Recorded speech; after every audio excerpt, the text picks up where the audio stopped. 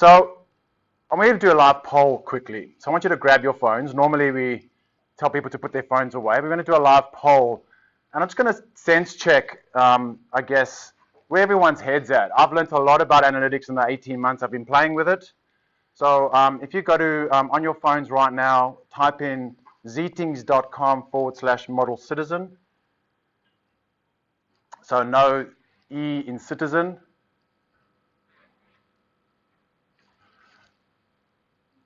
And what you should see, if you're old enough, is the test pattern. The TV test pattern from way back when. If you have a test pattern, you're on the right spot. If you don't have a test pattern, make sure you put a W after www, sorry, a dot after www, ztings.com/model citizen. Right. Got enough test patterns out there? Alrighty, let's kick it off.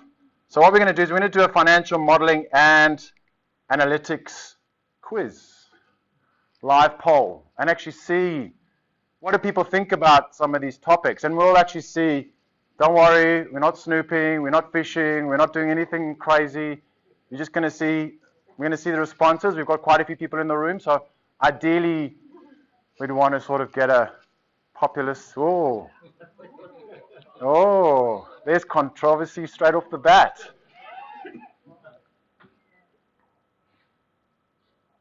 So let's go to about 20, and then we'll move on to the next one. Actually, I'll wait till that's 99, and then we'll move on. No, I'm kidding. We're getting there. We're getting there. Okay. So I think that, if you Google, when you leave tonight, go into your phone, type in Excel is dead in Google, and I come up number 1 on Google. I've dominated this topic. If you want to hear about it, go listen to a podcast I did with Andrew Codd, where I debated why Excel is not dead and the differences. Now, there are aspects of Excel which should be dead, I agree, but there are other aspects that will just never be dead. Okay. So, of course, those that say Excel is dead will obviously probably be an A for this one. I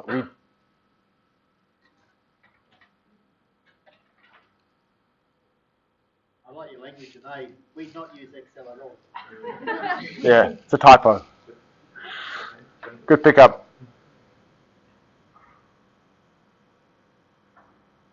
So as expected, it's still going to be used quite a lot and quite frequently as well.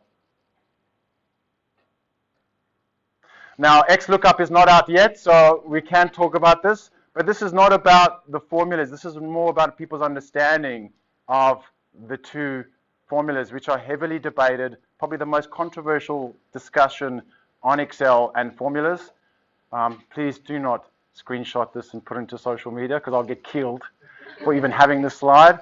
But it's an important discussion, because ultimately how we use Excel and the efficiencies and the formulas that we write, back to Anton's point and also Danielle, and a lot of the stuff that we talk about, how do you write efficient formulas and what formulas are going to get you into trouble.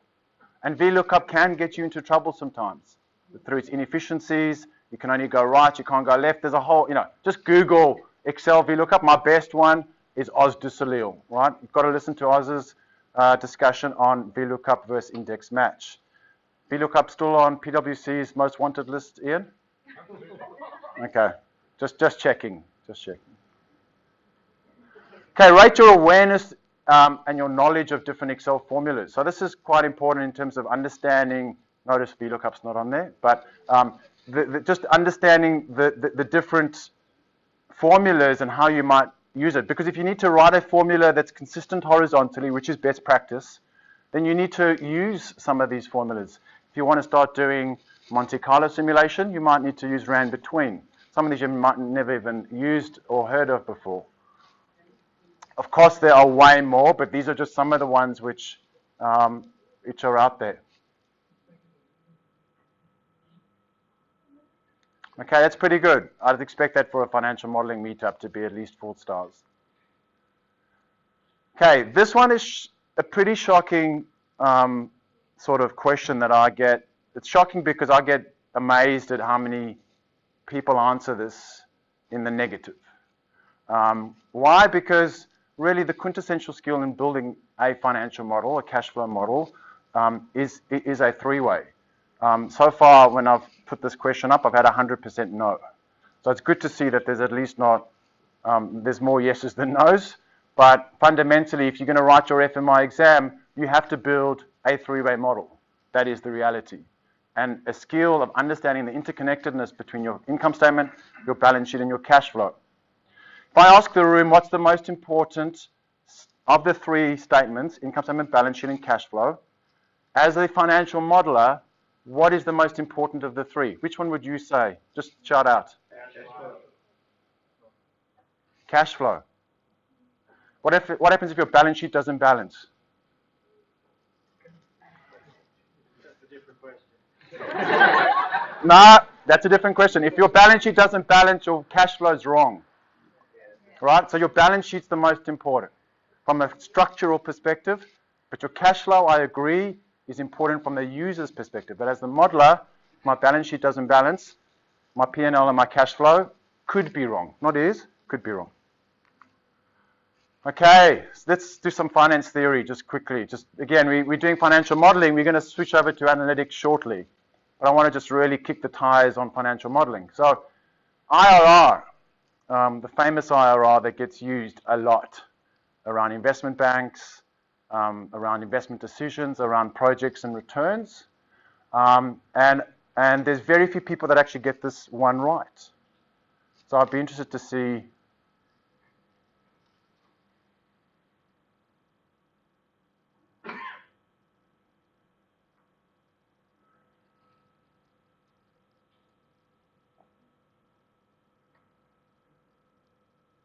Okay, so quite a spread, right?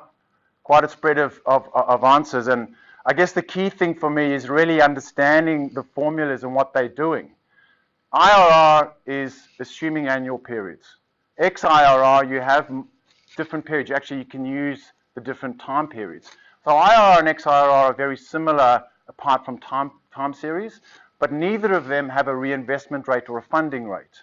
So if you actually, they assume that it's self-calculating. So the cash flows that come off a project go back into that and they recalculate to solve for NPV equals 0. Right, that's IRR. What's the rate to get net present value of 0? MIRR doesn't have the dates. So those that answer D, which is none of the above, is the correct answer. Right? So you cannot, at the moment, you have to build that in a VBA. If it was around, it would be called XMIRR, but it doesn't exist. Another tricky one.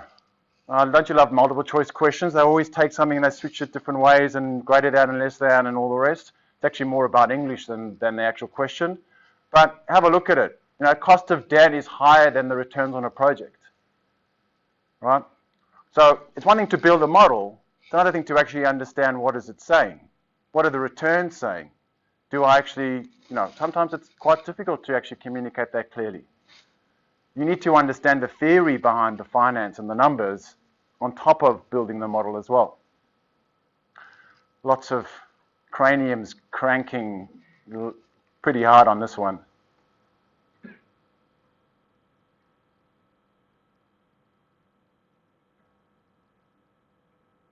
Try not to look at the screen when you're answering. Just try to guess for yourself. Oh. Sheep mentality. Have a look. There's a battle on. It's B or C. And it is B or C. Almost there. Oh, come on. We've got to find a winner. Come on. Come on. Answer is C. Right? Your equity return will be lower. Your project return is higher. Therefore, equity, IRR, is lower, and return on equity is lower.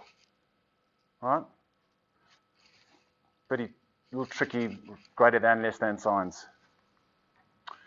Single word that you think of when you think about financial modeling. What's one word that comes to mind? It's a word cloud. It'll be interesting. This is less of your brain power, just sort of blurt it out. So if you put it on, it'll be interesting to see the word cloud. Job hunting profession. I've never had that before. Yep. Complex. Fashion, catwalks. Yep.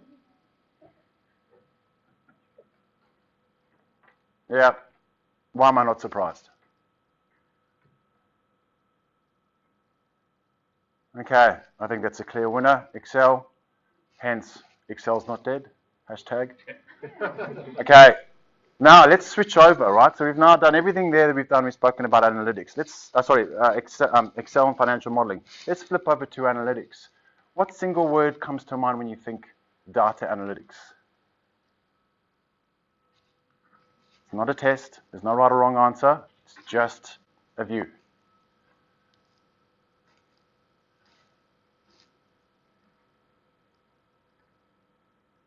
Notice how we've gone from a software application into a coding language for analytics.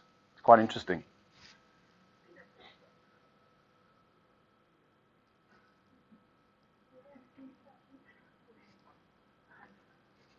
Oh my God, financial modelers can't give insight. That's terrible. Dashboards. That's great. Trend. Yeah. Excellent. Okay. Name any two of the 4 types of analytics that are commonly and well known in the industry. Yes, there's 4. Just name 2. Types. Not software or anything else. Just 2 types. 2 types of analytics. No, analysis is sort of analysis, analytics. You could almost throw those words together.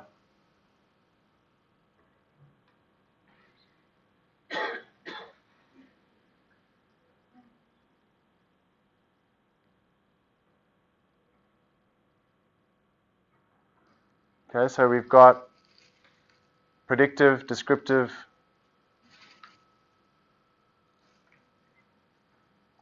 don't have diagnostic. Okay, most of what people are talking about in the analytics space is the predictive space. It's more than just, backward looking. Okay, select 2 of the forward-looking analytic capabilities. In terms of analytics, when you talk about, right, when you're talking about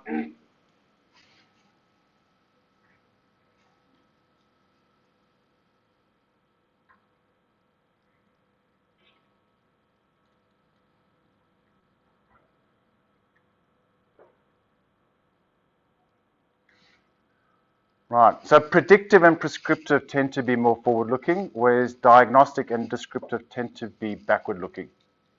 You're diagnosing what's happened.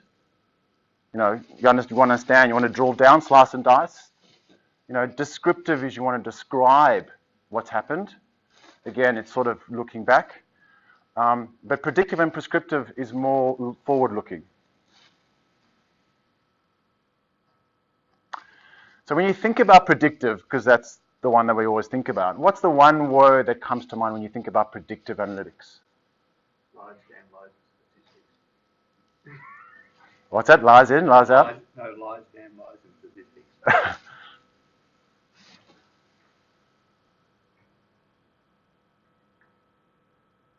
So sorry, how does it work? I read the question wrong. So when you think, how does predictive modeling work or predictive analytics work? So a forecast is what it is, but more about how does it work? How does predictive analytics work? What's the single word that you would use to explain to people how it works, as distinct from what it is? It is a forecast. It's not really historical. Extrapolate, it's more than the method. That's trend.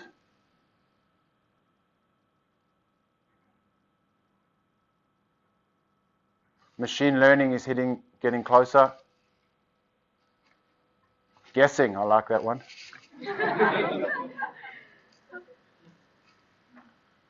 But yeah, you are using historical data to then predict the future based on trend, based on coding, and it is definitely more statistical based. So just a quick thumbs up, thumbs down.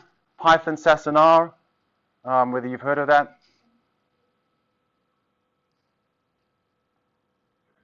For the analytics people in the room, of course, you would.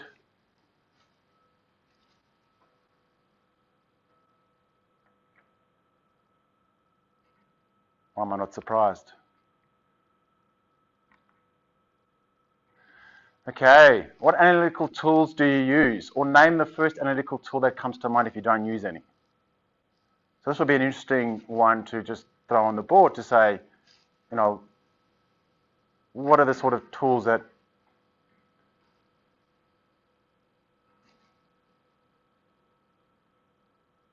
hang on, what's Excel doing there? I thought it was dead. Oh, there's a battle, Excel and PowerBI and Tableau. Okay, Python's a language, not an analytical tool.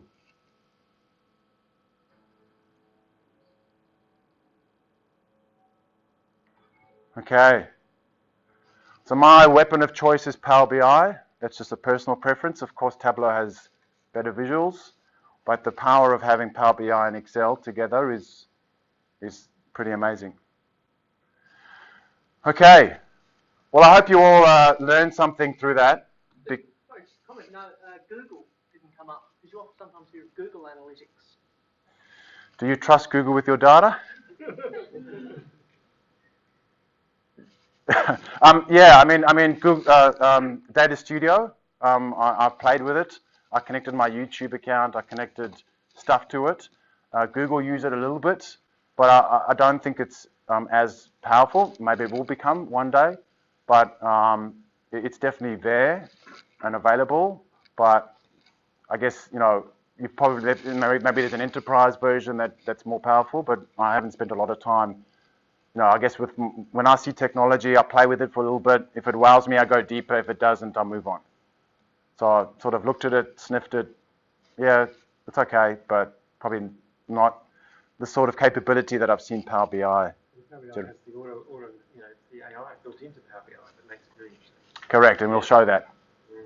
We'll show that. The trouble with Google too is they come out with projects every now and then. They drop them. They just drop them. So they'll develop something up. People use it, and they drop it. Yeah. Like Angular. Yeah. Good. Okay, so a quick quiz on self-rating your understanding of analytics and financial modeling. So hopefully through that you actually learnt a little bit about the different types of analytics. I want to quickly run through these, but not into too much detail. These are some of the, and Danielle, I think I'll share some of these slides. Yeah, there's actually an option when you sign in if you want to get a copy of it. Yep. So if not, connect with me on LinkedIn, ask Danielle, that's fine. So I don't want to run too, but effectively there's a big trend towards data analytics, of course, AI, ML, driver-based modeling, integrated FP&A, and these are some of the challenges. You know, the traditional way of doing things, the fixed mindset, you know, doing dashboards. Why would you do a dashboard in Excel if you can do it in Power BI? Fully automated, self-service, you know, so I think there are aspects where we've got to think about data quality is a huge challenge. Now that we're going to become more data-centric and use it for predictive analytics, well, data quality becomes a big issue, more so than it has been. Outdated planning technologies, lack of investments, and FP&A, finance planning analytics, you know, of course, the talent in finance teams is seriously lacking in the analytics space and the modeling space, which is where you see a huge demand. So if you want a job in a finance team, learn these two skills, financial modeling and analytics. These are some of the future skills, you know, in terms of the evolution of where we're going. So, you know, visual influencing and storytelling. I was just having a conversation with Errol around, you know, actually the importance of talking about the story around the numbers is actually more valuable than the model itself underneath it. Now, you can't get to the story until you've got the model. So, you know, I guess, you know, you can argue that the model comes first, but actually the value is in the conversation and the influence and the outcome and the action that comes off the back of the model. Financial modeling or decision support is still going to be high in demand because businesses are changing. So yes, you can build your BI model, but what happens if you don't have enough data? Or you're data poor? Or you're a startup? Or you have a new product and you want to just test stuff? So ultimately, in a data poor environment, you're going to fall back to financial modeling. Data analytics, data science, the four we just discussed, design thinking, customer centricity, and thinking about the problem much more deeply is important, and the many soft skills. Right, we're going to have to face into through all these challenges. Soft skills are going to presentation, empathy, having a bit of humor as well helps. So when I try to explain the difference between predictive analytics or advanced analytics and financial modeling, what I say is predictive is very narrow and very deep. If you think about a well, it's very narrow, it tends to be quite deep. But a little kiddies play splash pool can be very shallow but very wide. So by very wide and broad, I mean three-way integrated across the entire business. Your P&L, your balance sheet, and your cash flow. All fully integrated, so you can actually understand valuation, you can understand a whole range of things. There is no, and I'm happy to be corrected, predictive three-way model that integrates everything, right? Which takes all the data and just, because you need to think about customer behavior. Think about how people make payments, because that needs to go into the predictive model. No? How quickly people pay their bills. Now, where's the data on that? Well, we don't have it. So a lot of the predictive capabilities is only generally very focused around maybe sales, customer journeys, and really understanding the customer better, not necessarily the supplier. So I think, they're still very, very relevant and very complementary as opposed to opposing. Design thinking, really important. So when you go and you're trying to build a model or you're trying to build an analytical model or do anything, you've really got to understand and empathize, and it's human-centered. The innovation, the technology has got to be centered around the human. What are we trying to do as a human to our customers, to our staff, to our stakeholders? Start there. Then define what problem you're solving is critical. So side bench is where I found this. I thought it was a great one around explaining design thinking. And then ideate. You build a model. Is the model, is version 1.0 of the model the right one? Never. You get 50, 60 versions of it because you build the prototype, you continue to test, and then you go around in the loop again. Right? And you're constantly going through. In Anton's example where there was an Excel error in that spreadsheet of $5 million, guess what? Next version. Fix it, move on. It's the reality. Finding an error is not the problem, it's what you do after that. Finding an error too late is a problem. The errors exist. They do. That's why you get them audited. So the foundation of consulting and advisory and partnering is kind of where people see value.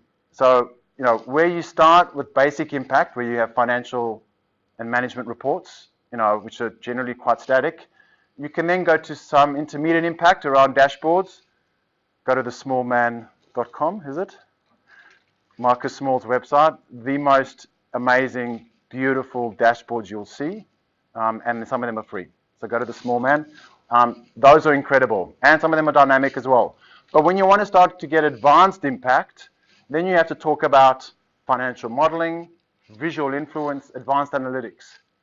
This is where things become a lot more interactive, where you can start doing things that engage the audience in a way that a dashboard doesn't. And that's where there's value. So recently I landed on this concept of a three-stack tech stack. One of the reasons why I've gone into analytics and also automation is because we've built a financial model for an ASX listed business. And one of the first things we said to them was, do you understand your data? They had a model, they wanted a model built, and ultimately they thought they knew their business really reasonably well, and they just wanted a model. They needed a model. The previous model built by someone else wasn't kind of doing it, so we came in and we built a model. But we said, well, where's the data? Do you understand it? Yes, no, we're fine, don't worry about it. What's the automation? What's the process to get the data? So we built them the model, and of course we got called in 6 months later to say, we don't know what data to put into the model. We don't have the data. I said, hang on, didn't I say that 6 months ago? So we're now building a predictive model using my actuaries into build the predictive model to get the assumptions to put into the financial model. Financial model is three-way. They're trying to get 4 or 5 key data points, which is a predictive data points as opposed to historic. So it's not just slicing and dicing backward data. We've actually got to build the predictive model, probably coded in R, and then once we've got that, you feed that into the three-way financial model. So you're actually really getting a hand-in-glove situation between modeling and analytics in this situation. But of course, what I think we're going to find is we're going to have data issues and data gaps. So we're going to have to go look into what automation do we need to put in place in terms of record keeping and transaction recording and collecting the right data. Because this stuff doesn't work if you don't have automation. Whether it's RPA or if it's an ERP as well, whatever it is, getting less human fingers involved in the process will mean that this will be more powerful, which means that this financial model will be more sound. Are there any questions on that? Do you also do comparisons of your predictions against actuals? Of course. You have to. How else do you know if your predictions are correct? Always. We call it a back box or back testing. So when I used to work at NAB, there were quants and we were rates validating the rates for the bank. So if they put in a new rate or a new currency pair or a new commodity, they needed back-tested data. They needed a history set because ultimately they needed to test the VAR models. So absolutely a core part of modeling is financial modeling as well, by the way, particularly when it's a rolling model as opposed to a transactional deal model. When you have a rolling financial model, which we had at Banjo, one of the things the first thing I did every time I rolled that model was how far was I out with my prediction? And I try to aim for around 90%, 90 to 95. I'd be happy. If I 100%, I'd actually look and say, hang on, there's something wrong. Even with the startup, it'd be hard getting accurate with the startup, though. Over time. The startup, you'd probably start at negative 50 in some cases, but it depends on the type of startup. Yeah. Do you read it from the right-hand side or left-hand side start? Which side you started first? Financial modeling? I started from financial modeling because that's where my business started. So I started financial modeling because that's what we started doing. And what I've realized is this is actually the end point. And actually there's another point here, which is the decision. So once you have the model, but what we realized is we've had to go back. So when I started Model Citizen, we started here, but now we've gone back into analytics and automation. So do you step by step, I think that if you do the model, all of them would be quite confusing for clients. Would you just, the first two steps by diagnostic and also descriptive, and then before you do predictive? You may not necessarily do all of these. They're not. It's not a one size fits all. It's sort of you choose your own adventure. We actually do start here, and we probably will start here. But we will ask some questions around: do you have the right data? And we're going to believe our clients. If they say they have the right data, fine, we'll build it. But what we've realized is that in most cases, and sometimes it's not that important that you have the data. This client has got a highly probabilistic business, and their revenue is incredibly probabilistic. So the challenges with probabilistic-based revenue forecast, which is contingent, you need to actually have really good data. And so our financial model was heavily reliant on data that was finger in the air, gut feel. It's not good enough.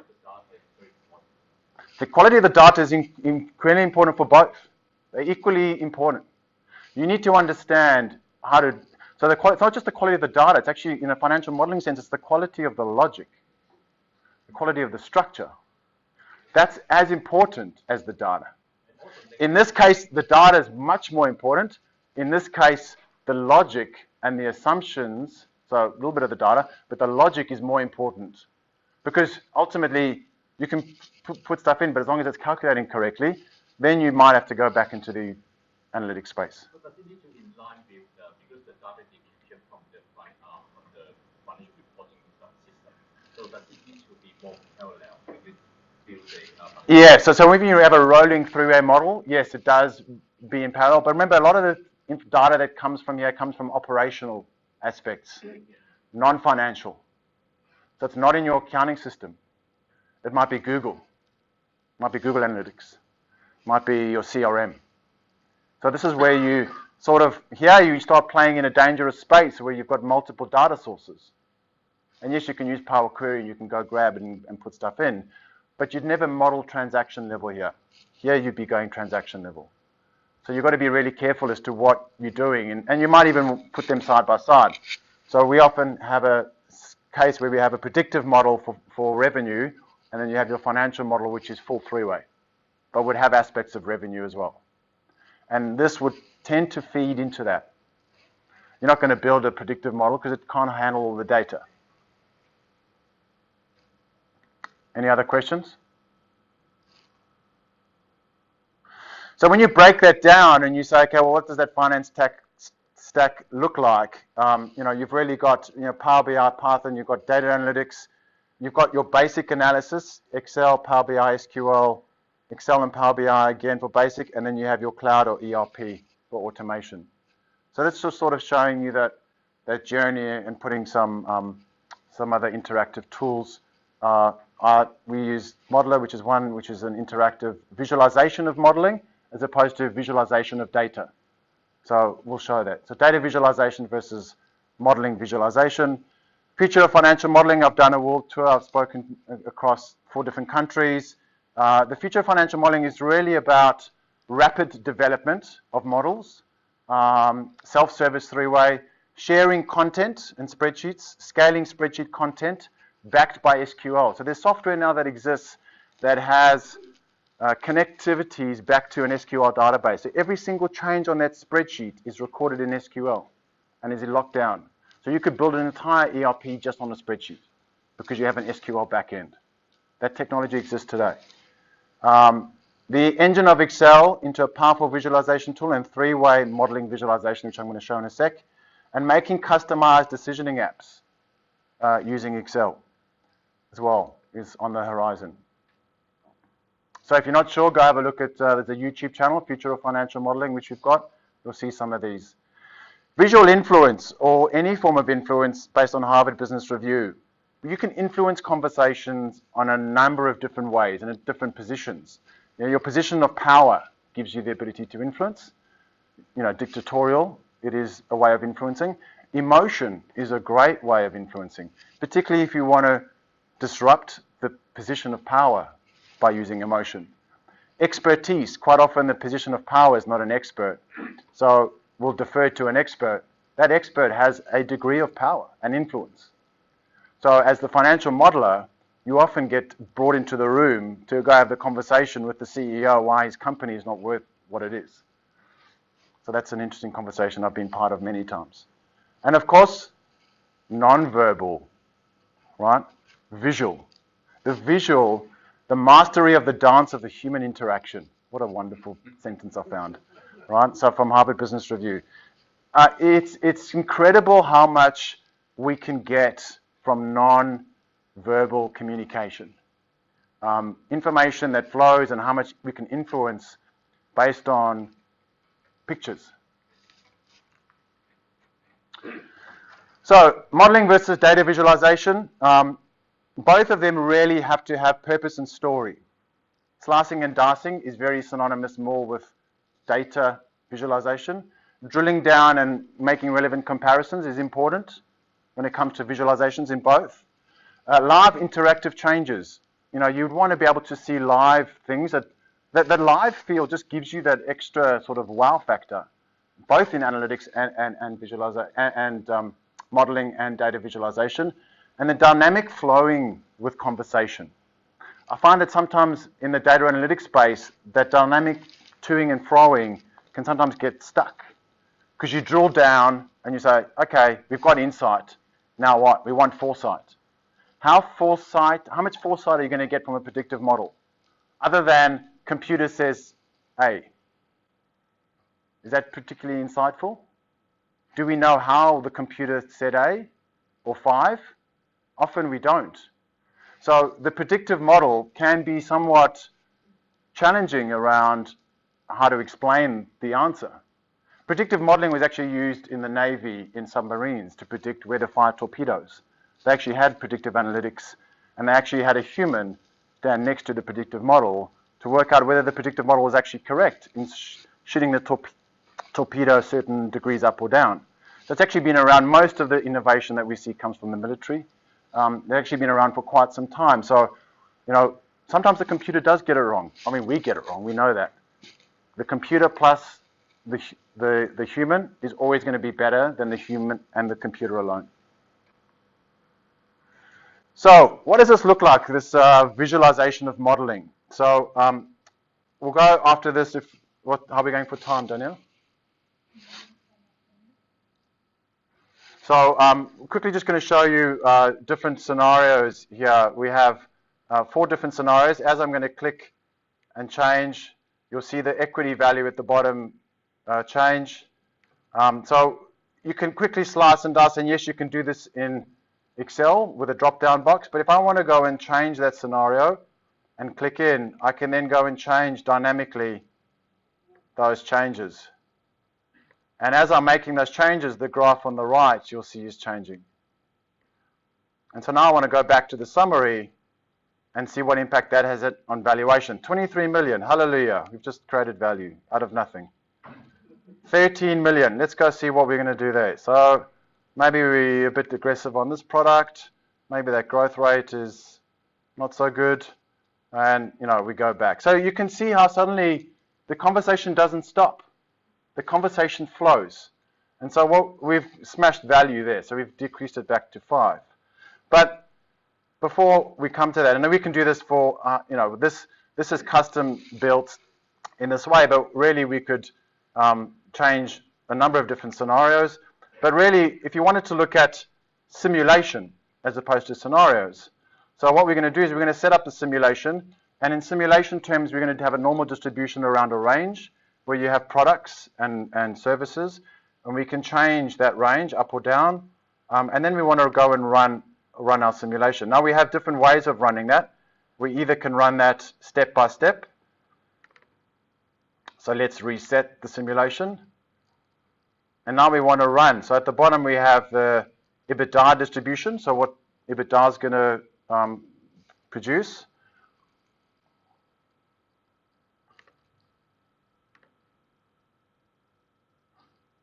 Sorry, that didn't work out well. Let's go back.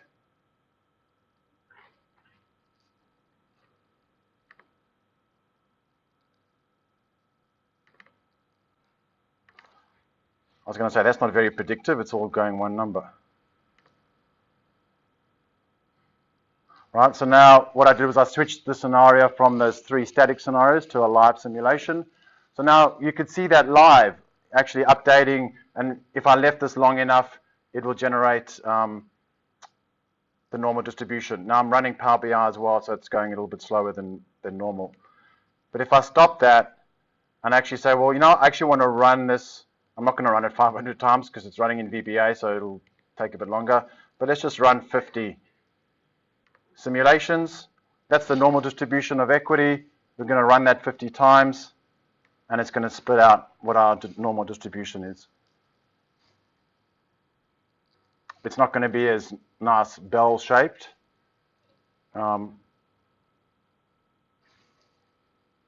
This is why you code in Python and R, not VBA.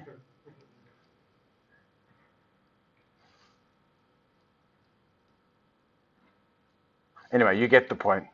Let's jump to Power BI, much more interesting. So one of the greatest things that I saw recently in Power BI is so this is diagnostic analytics. So basically what you hover over a number and it gives you the full diagnosis of, actually that's not a pointer. So I hover over these numbers and it gives me the full drill down capability of each of these. But I now want descriptive analytics. I want to describe that change. I go right click and I say analyze, and I want to explain the increase. So the AI is now working on that. It's going to pull out postcode variances.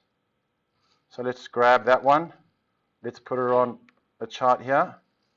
And straight away, I can see that change between September and October broken down by postcode. If I go back and I want to change some other aspects, I can. What I can also do is integrate my Google Analytics. So what we've done is we've actually taken this model, we've brought in our own Google Analytics, so you can see where in the world the traffic's coming from.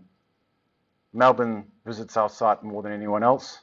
Sydney next, then a few other countries around the world. Ultimately, splitting the audience and the gender balance.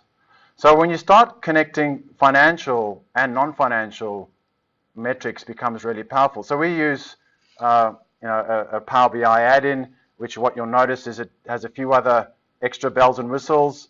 It also enables you to do a write back. So you have a write back table. I think it's in one of these. And then I guess the last aspect, just to finish off, would be the predictive stuff. So if you just want the out-of-the-box predictive analytics around Power BI, this is using exponential smoothing. So we have a forecast. So if we click on, this is our EBITDA, we have our forecast. Right now, it's just forecasting for a period of 24 months, but we don't have seasonality. So you can see it's pretty flat. I put in 24, click apply, and there it is. For my revenue, I click in 24, data points, apply, and there I have it. So in a couple of literally, I know we've run out of time, but I was going to rebuild that, but it would have taken me net less than 30 seconds to build this prediction. So what is it doing? It's taking transaction level, using exponential smoothing. Here's the forecast, and the addition of this little widget here on the side allows me to add a forecast and push forward. And then also use seasonality as well. Okay, so that's it. Yeah, there it is, it's run. But, again, we haven't got enough, 50 is not enough to run a normal distribution. You should really have a normal distribution if you're doing this properly. So, any questions? We've got, I think we're done, probably slightly over. That last one, the data analytics, was that just the Power BI add-in itself, or was that through Acteris? Yeah. No, that's Power BI native. So that forecasting exponential smoothing comes standard. I think I can't remember when it was introduced, but it was recently introduced. Yeah. So this is why I back Microsoft. This is why I back Power BI, because they're just like they're putting more effort into Excel, they're going to put as much effort into Power BI, and they're just going to push harder and harder down the AI path. So Microsoft actually, this is their flagship product now, and Flow and Power Apps and Power BI, the core product. Yep. So the descriptive analytics, which you saw, was driven by AI. It went in, it built that waterfall, and I could spit it out, but also the exponential smoothing. Now, exponential smoothing is just one form. You might want to be more sophisticated and do a whole bunch of other stochastic modeling. Of course, you then go defer to Python or R, and you do have, you now have, most recently, you have your two buttons here, your R script and your Python script, which you can attach to your model. But yeah, so basically from here onwards is sort of some of the Acteris add-ins. But yeah, that's standard. That's probably the stuff you missed out on. Yes. Where do I learn all of this? If I want to learn, where do I go? Where do you learn? Okay, so there's one of the things that we've been doing. We recently launched the financial modeling app, and Danielle and I, Danielle's part of a series on spreadsheet to financial modeling. In fact, guest arrived also. Ian Bennett is joining me for one of those articles, where we're going to talk about this entire spectrum of decision making, right? So we're going to talk about all these different articles in that app, in the financial modeling app. Again, we'll send a link to it. Yeah, There's a range of great YouTube. There's some great stuff on YouTube. There's some great stuff online. There's some great courses. Chandu does some. I think Danielle organizes some Power BI courses as well. What I say to you is 70, 20, 10. 10% is you going in, sitting in a room, or learning a book. 20% is what you just learned. You just learned 20% of your knowledge by sitting in this room, watching someone else do it. But when you build a model yourself, is where you learn 70%.